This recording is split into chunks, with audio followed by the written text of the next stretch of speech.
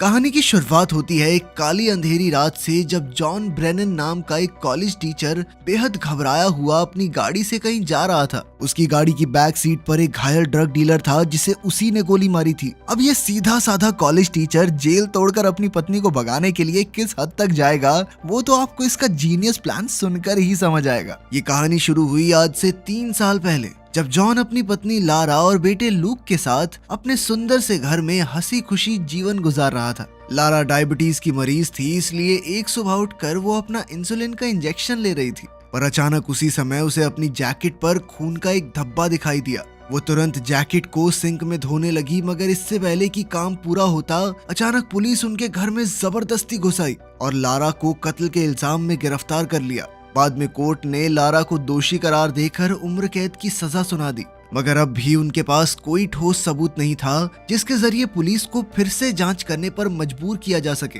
बल्कि सारे मौजूदा सबूत तो लारा के खिलाफ ही थे, जैसे कि उसके ऑफिस की एक कलीग ने उसे कत्ल की जगह से निकलते देखा था। उसकी जैकेट पर लाश के खून के निशान मिले थे और जिस हथियार से कत्ल किया गया था उस पर भी उसकी उंगलियों के निशान मिले। ये सब देखकर वकील ने जॉन से सीधे तौर पर कहा कि चाहे कुछ भी हो जाए, ये जेल से बाहर नहीं आ रही। जिसके बाद जॉन ने सीधे तौर पर उससे कहा कि वो जेल से बाहर तो आएगी। इसके बाद वो लारा से मिलने पहुंचा और वकील की कही हुई बातें बताई। जॉन की आंखें भरी हुई थी, जिसे देखकर लारा पहले ही समझ गई कि अब कुछ नहीं हो सकता और वो फूट फूट कर रोने लगी। खैर, बाद में उस रात जॉन को खबर मिली कि लारा को हॉस्पिटल में भर्ती किया गया है। वो बिना समय गवाए वहां पहुंचा, मगर वहां के स्टाफ ने उसे लारा से मिलने नहीं दिया। तब जॉन ने पुलिस वाले और डॉक्टर के साथ काफी बहसबाजी की और आखिरकार उसे कुछ देर के लिए लारा से मिलने की इजाजत मिल गई। जॉन ने देखा कि लारा को हथकड़ी से बिस्तर पर बांधा गया था और उसकी कलाई पर पट्टी बंधी थी। ये देखते ही वो समझ गया कि लारा यहाँ पर क्यों थी। उसी पल जॉन ने ठान लिया कि चाहे कुछ भी हो जाए, वो लारा को जेल से बाहर निकाल कर ही रहेगा। अब जॉन ने जेल से भागने पर लिखी किताबें पढ़ना शुरू किया और फिर वो डेमन नाम के एक आदमी से मिलने पहुंचा जो आज तक पूरे 7 बार जेल से भाग चुका था। डेमन ने कहा कि उसे अपना दिमाग खुला रख के ऐसी बारीकियां ढूंढनी होंगी जिससे जेल के रोजमर्रा के काम में परेशानी खड़ी की जा सके। उसे अपनी मंजिल पहले ही सोचकर रखनी होगी और ये ऐसी जगह होनी चाहिए जहां ज्यादा टूरिस्ट न जाते हो। वहां पहुंचने का सारा इंतजाम पहले ही करके रखना होगा। साथ ही बस, ट्रेन स्टेशन और एयरपोर्ट से दूर रहना होगा। इसके अलावा उन्हें ऐसे नकली कागजात बनवाने होंगे जिन्हें कोई आसानी से पहचान न पाए और किसी दूसरी स्टेट से होते हुए भागना होगा। और सबसे जरूरी बात कि उसे सारी पेमेंट कैश से करनी होगी ताकि कोई उसकी लोकेशन ना पता कर सके। इसका मतलब ये था कि उसे इतना कैश इकट्ठा करना होगा जो लगभग 5 साल तक चले, क्योंकि तब तक केस थोड़ा ठंडा पड़ जाएगा। इस प्लान का सबसे मुश्किल काम था पिट्सबर्ग शहर के ब्रिजेस को पार करना, क्योंकि वहां पर 9/11 के आतंकी हमले के बाद पुलिस पूरे शहर को सिर्फ 15 मिनट में सील करना सीख गई थी। इसके अलावा उसे अपने माँ बाप और दोस्तों से हमेशा के लिए दूर होना होगा और शायद जरूरत पड़ने पर उसे किसी की जान भी लेनी पड़े। ये सब सुनकर जॉन अपने घर लौटा और फिर वो एक दीवार पर नक्शे और तस्वीरें चिपका कर अपने प्लान का हिसाब लगाने लगा। इसके अलावा वो जब भी लारा से मिलने जेल में जाता था, वो वहाँ की बारीकियों पर काफी गौर करता था। उसने देखा कि लिफ्ट में एक की होल था और दूसरी ओर कुछ कर्मचारी छत की लीकेज ठीक करने आए थे। साथ ही उसने ये भी देखा कि कौन से ट्रक्स रोज वहां रुकते थे। अब जॉन अपना प्लान बनाने में इतनी शिद्दत से घुस चुका था कि वो कॉलेज में पढ़ाते समय भी अपने लैपटॉप पर इन्हीं बारीकियों की जांच करता रहता। तब उसने अपने घर को भी बेचने का फैसला किया, क्योंकि इस प्लान के लिए उसे ढेर सारे पैसे चाहिए थे। अब उसे नकली कागजात बनवाने थे, जिसके लिए वो एक खतरनाक मोहल्ले में जाने लगा। वहां उसने एक डीलर से ऑक्सीकॉन्टिन ड्रग खरीदना शुरू किया और बातों ही बातों में उससे नकली पासपोर्ट बनाने वाले का पता पूछा।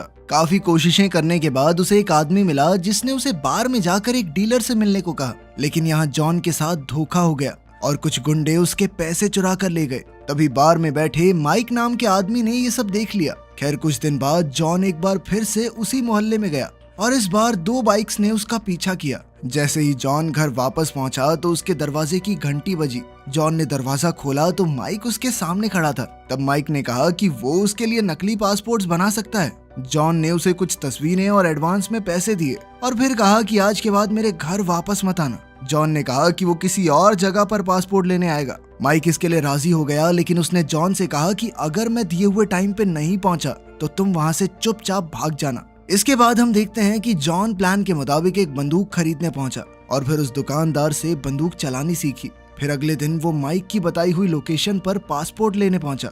मगर थोड़ी देर इंतजार करने के बाद जॉन को महसूस हुआ कि माइक लेट हो चुका है, पर फिर भी वो गया नहीं, वहीं बैठा रहा। कुछ ही देर में वहां मौजूद एक गाड़ी चली गई और तभी माइक उससे मिलने आया। माइक ने उसे इतनी देर तक रुकने के लिए डांटा क्योंकि असल में जो गाड़ी अभी गई वो एक पुलिस वाले की थी।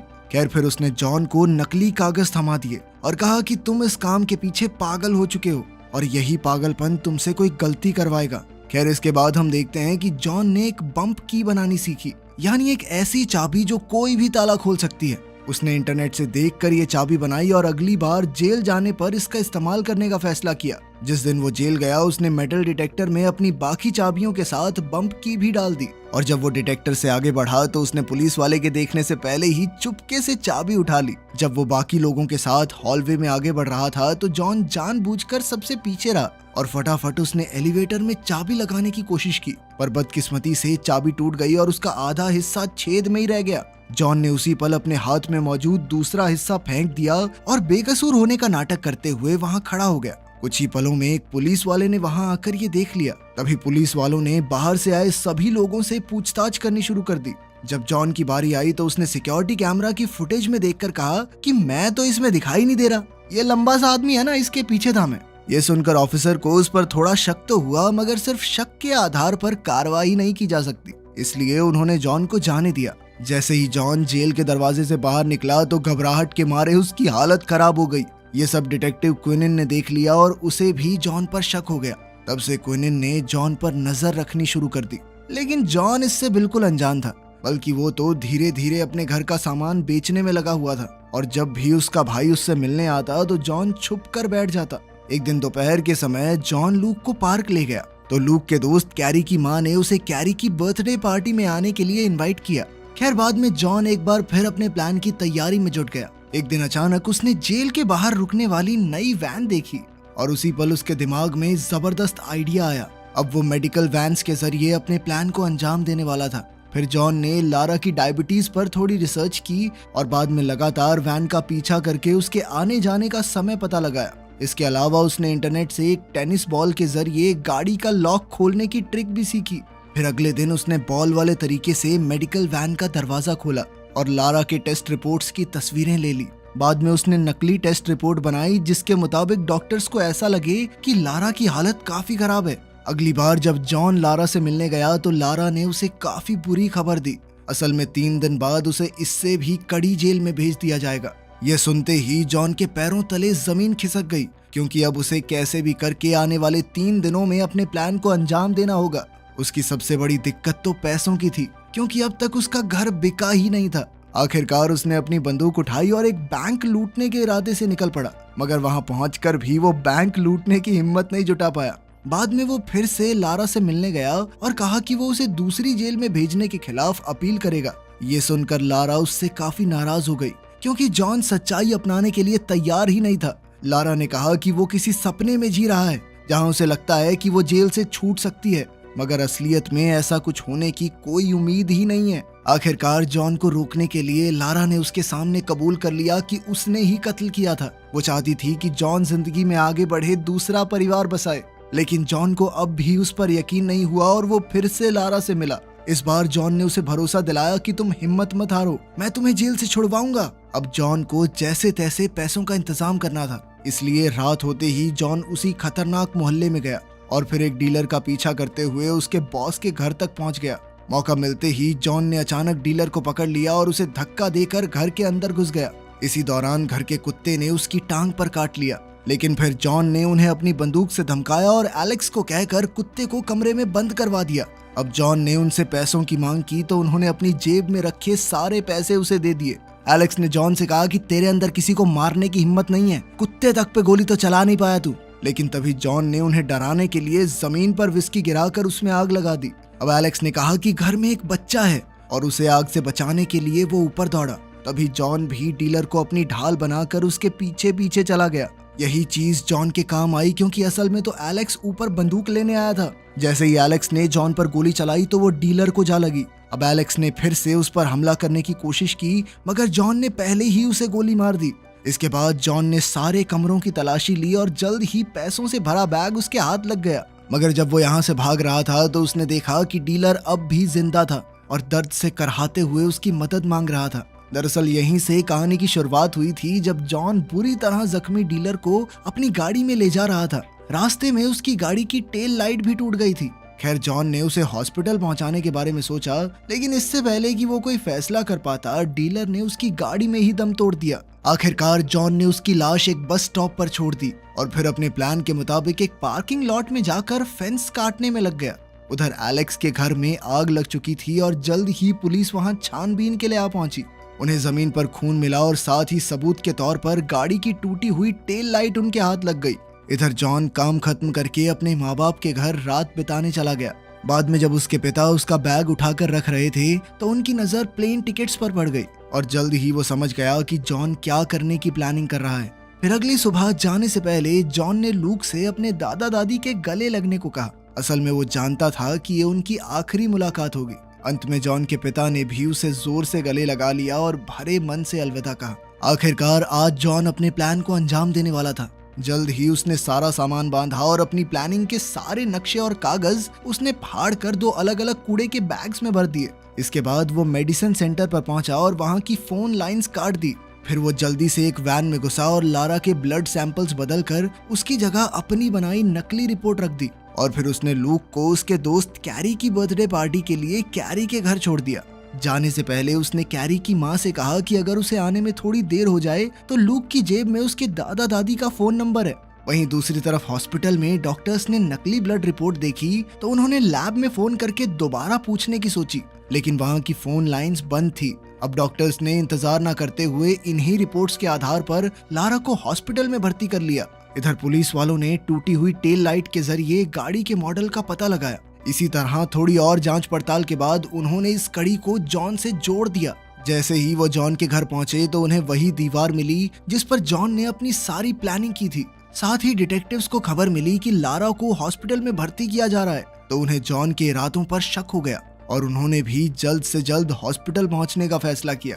लेकिन जॉन उनसे पहले ही हॉस्पिटल पहुंच चुका था और वो डॉक्टर का कोट पहनकर लारा के कमरे तक पहुंच गया। फिर उसने पुलिस वालों को अपनी बंदूक से धमकाकर लारा की हथकड़ी खुलवा दी और पुलिस वालों को बांध दिया। मगर तभी लारा ने उसके साथ भागने से साफ इनकार कर दिया। इस बात से जॉन को इतना गुस्सा चढ़ा कि उसने लारा से कहा कि फिर अपने बेटे को फोन करके बता दे कि आज उसके माँ बाप जिंदा वापस नहीं आएंगे। ये सुनकर लारा को एहसास हुआ कि सच में उन्होंने पुलिस वालों को गन पॉइंट पर बांध रखा है और अगर वो नहीं भागे तो पक्का मारे ही जाएंगे। आखिरकार उसने फटाफट जॉन के दिए कपड़े पहने और जैसे ही एक नर्स ने उन्हें देखा तो वो तुरंत एलिवेटर में घुस गए। इधर नर्स ने चिल्लाकर सिक्योरिटी को बुला लिया था। वहीं जॉन और लारा ने अपने सफेद कोट्स उतारे और लॉबी तक पहुंचे, मगर वहां पर डिटेक्टिव्स पहले ही उन्हें पकड़ने के लिए तैयार खड़े थे। उन्हें देखते ही जॉन ने किसी और मंजिल का बटन दबा दिया और डिटेक्टिव सीढ़ियों पर उनका पीछा करने लगे।